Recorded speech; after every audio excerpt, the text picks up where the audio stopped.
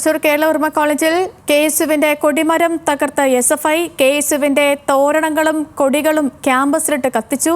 ഇന്ന് ഉച്ചയ്ക്ക് നടന്ന പ്രതിഷേധ പ്രകടനത്തിന് പിന്നാലെയാണ് സംഭവം.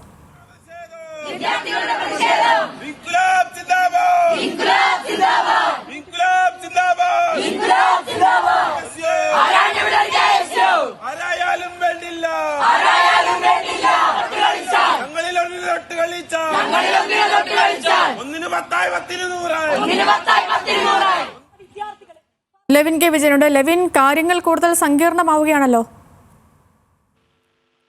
സേതു, അത്തരത്തിൽ തന്നെയാണ്. വലിയ പ്രതിഷേധം തന്നെയാണ് എസ്എഫ്ഐ അടക്കമുള്ള വിദ്യാർത്ഥി സംഘടനകൾ ഈ വിഷയത്തിൽ സ്വീകരിച്ചിരിക്കുന്നത്.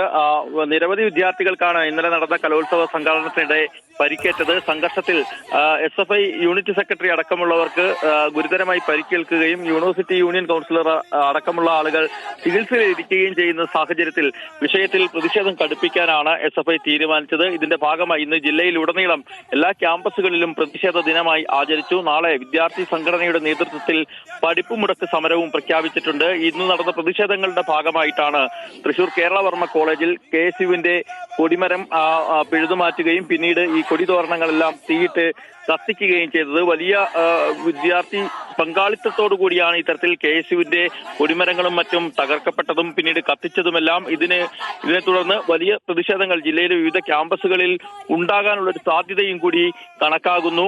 അത്തരത്തിലൊരു പ്രതിഷേധത്തിനു കൂടി ഈ തൃശൂർ ജില്ലയിലെ കലാലയങ്ങൾ വേദിയാകുകയാണ്. ഈ സംഭവവുമായി ബന്ധപ്പെട്ടുകൊണ്ട് ഏറ്റവും പുതുതായി ഈ കലോത്സവം നടന്ന സംഘർഷം നടന്ന ഹോളി ഗ്രേസ് കോളേജ് ഒരു പ്രസ്താവന കൂടി ഇറക്കുകയുണ്ടായി. കോളേജിൽ നടന്ന സംഘർഷങ്ങളിലൊന്നും കോളേജിന് അതായത് ഹോളി ഗ്രേസ് കോളേജിന് പങ്കാളിത്തമില്ല, അല്ലെങ്കിൽ പങ്കില്ല.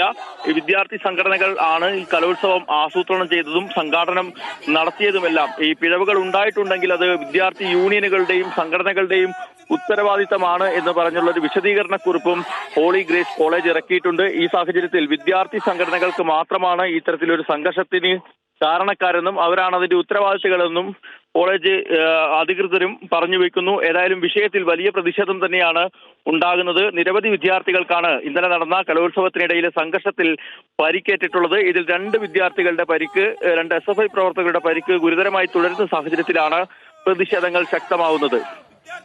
ഓക്കെ ലെവിൻ. ഇൻക്ലാബ് ജിന്ദാബാദ്.